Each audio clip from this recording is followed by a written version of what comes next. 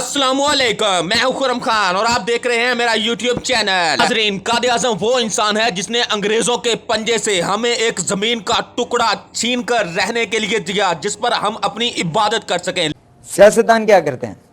खरबों रुपए खा जाते हैं, एक दूसरे पे इल्जाम लगाते हैं, मुल्की खजाने को बेदर्दी से लूटते हैं, स्विट्जरलैंड में अपनी जायदादें बनाते हैं, लंदन में फ्लैट खरीदते हैं और उसके बाद हमारे सामने बड़े बड़े भाषण देते हैं। तो ये जो जर्नैल हैं ये उनको आके तहफ़्फ़ुज़ फराहम करते हैं, जो उनके साथ मिल जाए उसको सलाम करते हैं, उसका अपना हिस्सा बना देते हैं, वो खरबों की जो जायदाद है वो हजम करवाते हैं, उनके साथ रिश्तेदारियाँ करते हैं, उनको इस सियासत के अंदर मजीद रोल अदा करते हैं, उनको मजीद मुल्क पर कंट्रोल का हक देते हैं ताकि वो ज़्यादा मजबूत हों और आइंदा आने वाला सियासतदान जो है वो ज़्यादा लूटे।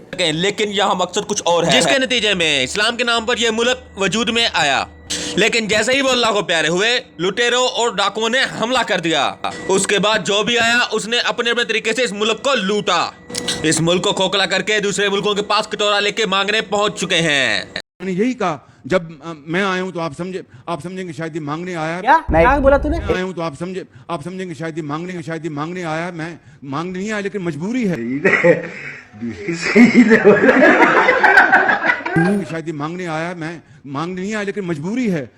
जिस तरह माजी में 75 साल में आपने हमारा हाथ बटाया है, कुछ अर्सा आप हाथ बटा दें। इन सियासतदानों ने पाकिस्तान के लिए खूब इज्जत कमाई।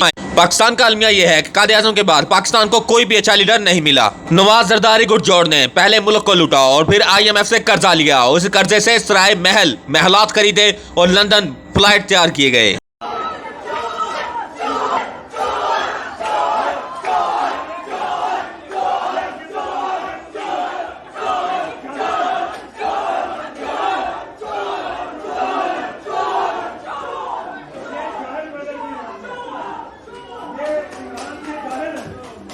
No leader, no stability, no planning, only corruption ही करप्शन।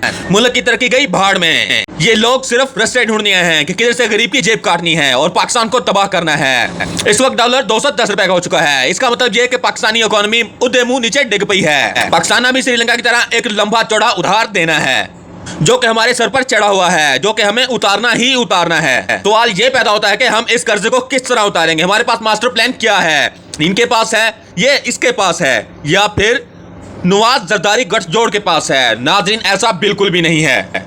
ये लोग अभी इस मुल्क को लूटने के लिए आए हैं। इनका सिर्फ मकसद अपनी करप्शन बचाना है, अपने केसेस खत्म करना है और दुनिया में छा जाना है। और ये इमरान खान साहब पागल हुए बैठे हैं जो इनके पीछे हाथ धोकर पड़े।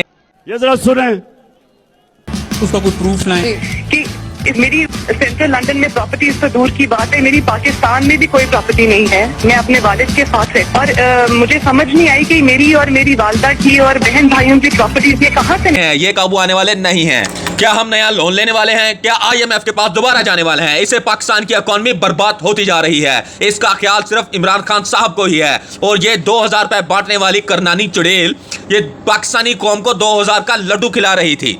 अरे भाई, इनको क्या पता पाकिस्तान की मौशियत किस तरह संभाली थी खान साहब ने, और ये इन्होंने आते ही बर्बाद कर दी है। इन्होंने अय्याशियां की हैं। ये चेरी ब्लॉसम इसने बूट पॉलिश किए और उसके बाद इसने हुकूमत बनाई अमेरिका की मदद से। जो इन्होंने पाकिस्तानी अवाम के ऊपर आते साथ टैक्स लगाया है, उससे लगा के ये फौरी कर्जा उतार देंगे, लेकिन ऐसा हरगिज नहीं। पाकिस्तान दिन ब दिन डूबता चला जा रहा है। इसका ख्याल न्यूट्रल्स को भी नहीं आ रहा। हुकूमत की तरफ से मिलने वाले 2000 रुपए, उनमें से 1800 हम टैक्स ही अदा कर देंगे। 40,000 रुपए से कम है आज उसको हुकूमत पाकिस्तान 2000 रुपया दे रही है। मैं कसम खाता हूँ अल्लाह से बड़ा कोई नहीं है। मैं उसकी कसम खाकर कहता हूँ जितने बच्चे जमीन पे सोते हैं, अल्लाह पाक की कसम, अल्लाह की कसम, मेरा दिल करता रोने को। मजबूर हैं, अब रो के नहीं दिखाएंगे किसी को।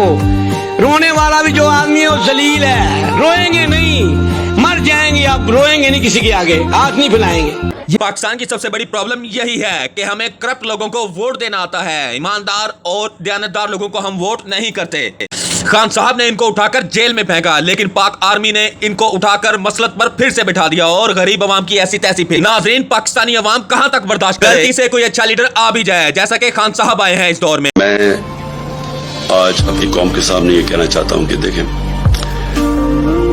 मैं चुप हूं। जब से ये हुआ सब कुछ, मुझे तो सब पता है कि किसने क्या किया। मैं सिर्फ और सिर्फ अपनी कौम के लिए कि मैं चाहता हूं मेरे मुल्क को नुकसान ना पहुंचे, मैं चुप करके बैठा हूं। तो आर्मी की ऐसी तैसी फिर जाती है, वो किसी भी हुकूमत को मजबूत होता नहीं देख सकती और इनकी अय्याशियों का बोझ गरीब अवाम को उठाना पड़ता है। पेट्रोल महंगा, चावल महंगे, अनाज महंगा, रोटी महंगी, गरीब की पहुंच से रोटी भी दूर हो चुकी है। हजरत अली का कौल है कि दो लोगों में लड़ाई हो रही हो और तुम उस बंदे के साथ हो जाना जो हक और सच पर अकेला खड़ा हुआ हो। जिस बंदे के साथ भीड़ हो वही शख्स मुनाफिक है। जैसा कि मौजूदा दौर में खान साहब के साथ सिर्फ गरीब। एक मिनट सुनो, ये जरा गौर से सुनो, ये आपका प्राइम मिनिस्टर बोल रहा है, बोलो। जब मैं आया हूं तो आप समझेंगे शायद ये मांगने आया है, मैं मांग नहीं आया लेकिन मजबूरी है। अवाम है और इनके साथ सब अमीर, गठजोड़, आर्मी, एस्टेब्लिशमेंट, पूरी दुनिया जुड़ी हुई है। खान साहब की हुकूमत गिराने में अहम किरदार